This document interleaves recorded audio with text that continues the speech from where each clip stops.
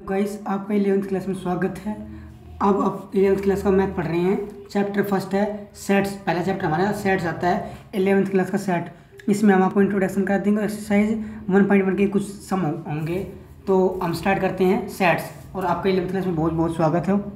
अच्छे से पढ़ाई करिए और अच्छा करियर बनाइए। सेट क्या होता है भैया? A set is well defined collection of object is called the set. जिसके हम मान लीजिए सेट वो होता है जिसको हम प्रॉपर तरीके से अरेंज कर सकते हैं। मान लीजिए किसी भी चीज़, कोई भी मान लीजिए किताब है, किताब मैथ की किताब है, तो आप कहोगे ये मैथ की किताब है तो ये मैथ की किताब ही होगी। उसके अंदर अरेंजमेंट होता है। ये सेट है, एक अरेंजमेंट का काम करता है। ठीक है भैया। अब आगे आगे बढ़ते जाओगे तो आपको समझ में आ जाएगा। आगे एग्जाम्पल बहुत सारे हैं।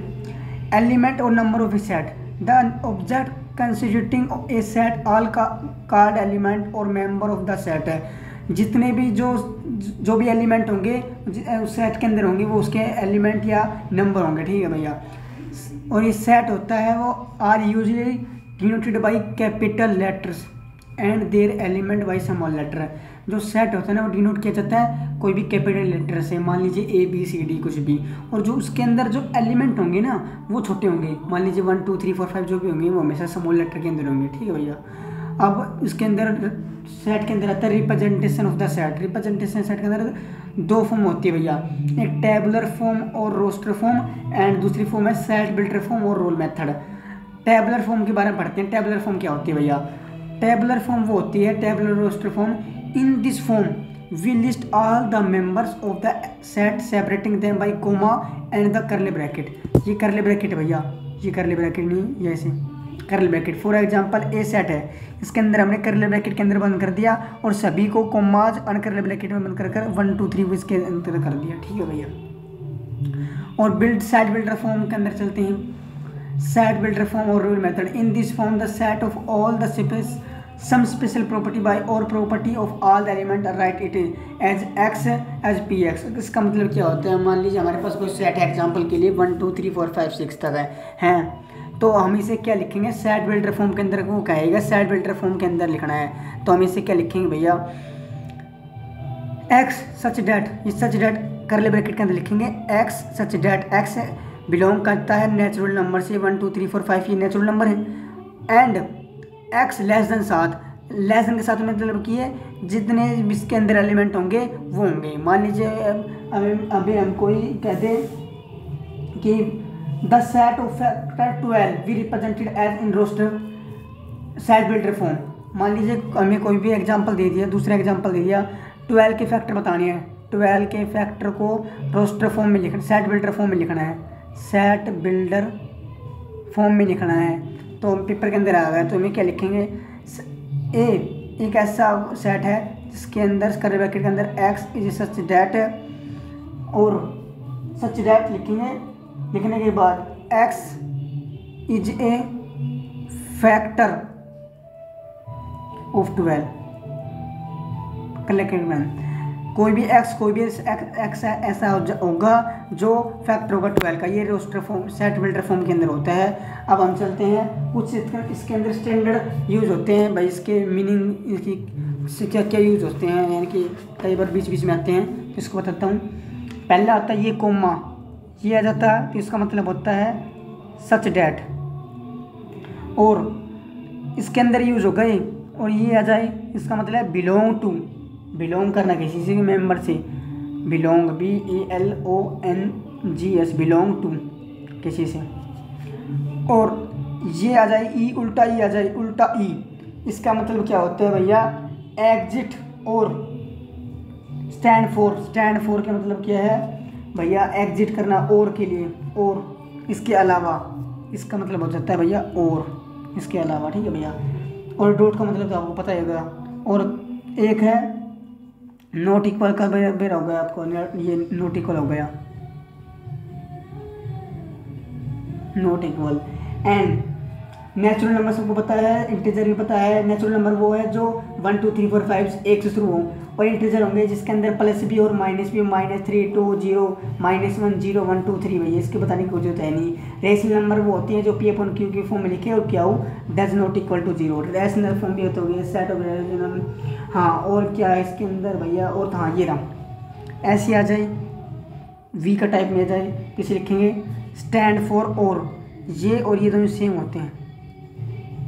और ये आ जाए ए, उल्टा ए, इसका मतलब क्या होता है स्टैंड फॉर ऑल, सभी एलिमेंट आ जाते हैं इसके अंदर। और इसका मतलब क्या होता है भैया स्टैंड एंड, इसका मतलब होता है एंड। ठीक है भैया, अब हम कुछ सेट के बारे में पढ़ते हैं। पहला सेट लेते हैं हम finite set, finite FINITE finite set. Finite set क्या होता है भैया finite set if the element of a set are finite in number the set is called the finite set. Definition लिखने की कोई ज़रूरत नहीं है। ऐसा सेट जिसके अंदर सेट जो एलिमेंट है वो वेल डिफाइन हो। जैसे एग्जाम्पल के लिए बताता हूँ, कोई सेट मान लीजिए 1 3 9 27 is a finite set. Finite set इसलिए कहा है कि इसके अंदर ये जो एलिमेंट है इनको हम गिन सकते हैं ना, वो हमेशा मान लीजिए फाइनाइट सेट होगा 1 3 9 12 27, तो ये 4 एलिमेंट है तो इसको फाइनाइट सेट बोल देंगे। और मान लीजिए दूसरा एग्जांपल क्या होगा the set of month in year in a finite set, the set of months in year in a finite set. मतलब समझ गए एग्जांपल। तीसरा एग्जांपल क्या होगा भैया, मान लीजिए कोई भी स्कूल है, दिल्ली के अंदर जितने भी स्कूल हैं उसको हम गिन सकते हैं, तो ये उसका कोई सेट बनाएंगे तो उसे हम कह सकते हैं ये फाइनाइट सेट है। अब मान लीजिए मंथ है, मंथ के अंदर जनवरी जून जुलाई है, ये जनवरी जून जुलाई हमें कहेगा कि पूरे मंथ के अंदर जितने भी महीने हैं जो जे से शुरू हों तो हम क्या बोल सकते हैं जनवरी जून जुलाई। तो ये भैया फाइनाइट है, इनको हम गिन सकते हैं। ठीक है भैया। अब अगला सेट होता है भैया इनफाइनाइट सेट। इसकी डेफिनेशन लिखनी तो भाई बता देना आगे भाई। इनफाइनाइट सेट क्या होता है जिनको हम गिन नहीं सकते। If the element of the set, ध्यान सुना, if the element of the set are infinite in number, जिनको हम नंबर में नहीं गिन सकते, the set is called the infinite set. इसका एग्जांपल देखना हो तो कोई भी ले लीजिए, मान लीजिए नेचुरल नंबर का सेट है, नेचुरल नंबर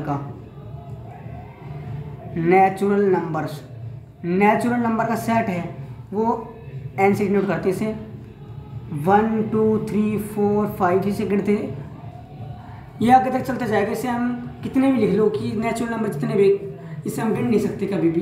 इसके लिए नेचुरल नंबर के कोई गिन थोड़ी ना सकता है। तो भैया ऐसे ही, ऐसे वोल नंबर है, वोल नंबर के अंदर भी ये आ जाएगा। वोल नंबर को भी हम गिन नहीं सकते। वोल नंबर 0 स्टार्ट हो जाएगा, 1 2 3 4 5 6 7 डॉट। ये हमेशा कभी भी हम इसको गिन नहीं सकते। इंटीजर्स आ गए, इंटीजर भी एक इनफाइनाइट सेट है। इसके अंदर फाइनाइट सेट तो वो होते हैं जिनके अंदर गिन सकते हैं, इनफाइनाइट सेट है वो जिन्हें हम गिन नहीं सकते हैं। डॉट। ठीक है भैया। अब चलता है अगले सेट के ऊपर, सिंगलटन सेट। इसके अंदर भैया अगले जो एक्सरसाइज आ गई ना इसके अंदर बोझा यूज है इनका सेट का, इनको पर क्वेश्चन आ जाता है। सिंगलटन सेट एक नंबर के अंदर पेपर में आ जाता है। सिंगलटन सेट क्या होता है भैया, इस सेट है कोई भी consisting element, consisting only. Singleton set कहता है set consisting only one element is called the singleton set. भैया समझ में आ रहा हो तो वीडियो अच्छी लगे तो लाइक कर देना, शेयर कर देना, सब्सक्राइब कर देना। सिंगलटन सेट, मान लीजिए इसका एग्जांपल लेना है तो अब मैं एग्जांपल ले रहे हैं ए सच सेट एक्स रोस्टर फॉर्म के अंदर लिख रहा हूँ, रेस्ट फॉर्म रूल मेथड के अंदर, जिसको कोई रूल के हिसाब से लिखे हम। तो भैया x is 11 less than 13 and x belong to natural number. Belong का सही है भैया, नेचुरल नंबर। तो भैया इस सिंगलटन सेट है, ये कोई भी सेट है। 11 और 13 के बीच में एक संख्या आती है, 11 और 13 के बीच में 12 है, तो ये एक सिंगलटन सेट है जिसके अंदर एक ही एलिमेंट आए, ओनली वन एलिमेंट आए, वो सिंगलटन सेट होगा। और इसके रिमार्क के अंदर लिख लेना बस यही है, एग्जाम्पल यही है। मान लीजिए कोई भी क्वेश्चन दे देता है तो इसके अंदर ए की सोल्यूशन लिखना चाहिए। मान लीजिए x माइनस 2 इक्वल टू 0, तो x इक्वल टू 2, तो x की वैल्यू 2 आई है, यानी कि ये ए की एलिमेंट है, इसका एलिमेंट है, तो ये सिंगलटन सेट है। सिंगलटन एग्जाम्पल से ज़्यादा समझ में आएंगे, एग्जाम्पल आएंगे आगे, तो बस वैसे डेफिनेशन है। अगला उस पर चलते हैं 4th पे, इम्पटी सेट, जिसके अंदर कोई भी एलिमेंट ना हो, इम्पटी सेट और नल सेट और वॉइड सेट, एक ही बात है। ये कोई इम्पटी सेट लिख दे या नल सेट लिख दे या वॉइड सेट लिख दे तो एक ही बात है। ये क्या होता है भैया, इस set consisting of no element, एक भी एलिमेंट नहीं होना चाहिए, is called empty set, null set, void set. इसका एग्जांपल क्या होगा भैया, डिनोटेड बाई, इन्हें डिनोट के रहेंगे, डिनोटेड बाई, ये बहुत ज़्यादा इंपॉर्टेंट है। डिनोटेड बाई इज फाई, ये फाई का निशान है भैया, इसे बोलते हैं फाई। ओके भैया, ओके। अब मान लीजिए इम्पटी सेट क्या होगा, मैं एग्जांपल दे रहा हूँ, the set of all women president of India in empty set. मान लीजिए हमारे देश के अंदर एक भी परजिडेंट ऑफ इंडियन नहीं है, लेकिन अब तो बन गया है, वो एक नई महिला बनी है ना, आदिवासी, वो तो है, लेकिन इसके अंदर पुरानी बुक है, इसके अंदर दे नहीं रखा। ये the set of natural number, the set है वो नेचुरल नंबर का बिटवीन 9 एंड 10। मान लीजिए कोई सेट है नेचुरल नंबर का 9 एंड 10 के बीच, बिटवीन 9 एंड बिटवीन के बीच में, 9 बिटवीन 10 के बीच में कोई भी एलिमेंट नहीं है, तो ये क्या होगा, एक नल सेट या इम्पटी सेट, जिसके बीच में कोई भी एलिमेंट ना हो। सिंगलटन सेट जिसमें एक एलिमेंट हो।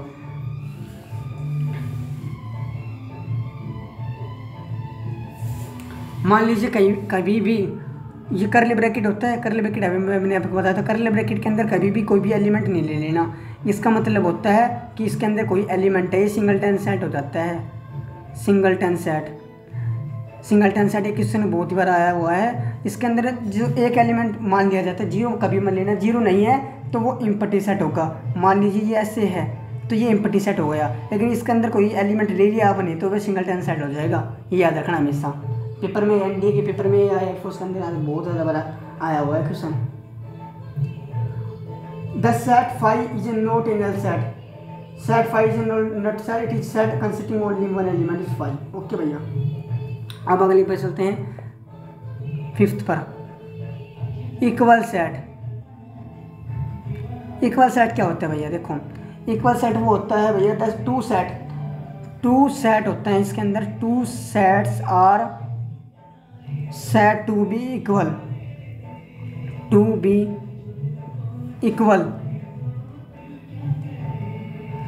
To sets are set to be equal when, जब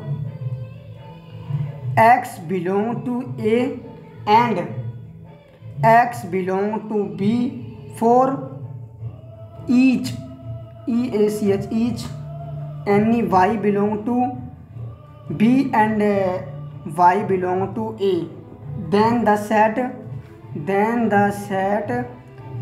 A and B are equal set. मान लीजिए कोई ए सेट है, उसके अंदर 1 2 3 4 5 ये एलिमेंट है, दूसरा कोई सेट है बी, तो उसके अंदर है 3 4 5, इसके अंदर भी 1 2 3 4 5 ये एलिमेंट है, तो ये इसका एलिमेंट इसके अंदर, इसका एलिमेंट इसके अंदर है, तो एक दूसरे से कंपेरेबल हैं, तो ए सब इक्वल टू बी, ये होगा आंसर।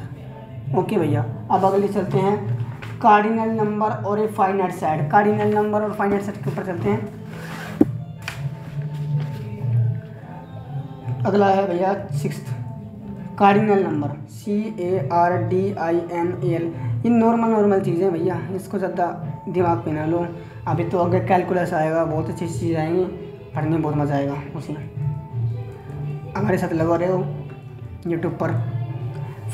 कार्डिनल नंबर और फाइनाइट सेट, इसका मतलब क्या होता है भैया, डेफिनेशन क्या है इसकी, the number of element, the number of element, the number of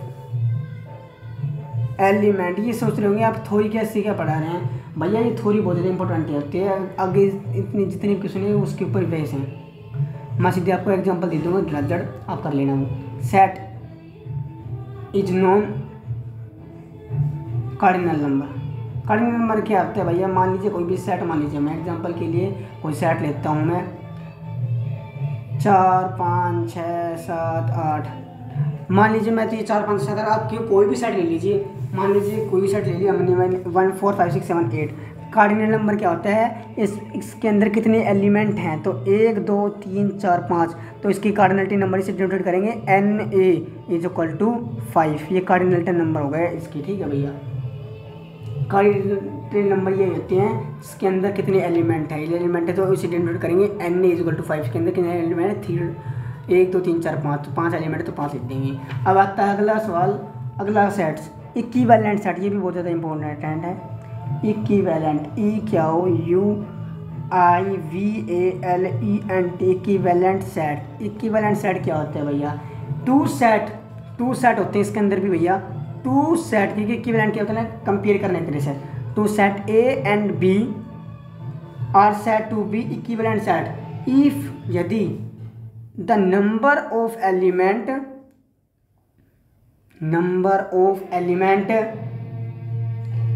in A is equal to the number of element B। इसका मतलब क्या है भैया, टू सेट होंगे उसके अंदर Na=B। मैं समझाता हूँ आपको, कोई भी एग्जांपल लीजिए, मैं लेता हूँ 1 2 3 ले लिया और B सेट ले लिया X Y Z, तो कार्डिनलिटी Na के अंदर काट देंगे, cardinality of A=3, cardinality of B=3, तो दोनों इक्विवेलेंट सेट लिखेंगे। इक्विवेलेंट का denoted by equivalent, EQUIVALENT, equivalent set है तो इसे डिनोट करेंगे ऐसे, ये ऐसे निशान है भैया, ऐसे A=B, तो इसकी कार्डिनलिटी ऑफ Na3 आ गई, कार्डिनलिटी ऑफ B, तो दोनों इक्वल हैं, तो निकलने के बाद लिखेंगे A=B। ये हमारे पास आंसर होगा। अब इसके एक्सरसाइज पर चलते हैं, सोल्व क्वेश्चन पर चलते हैं।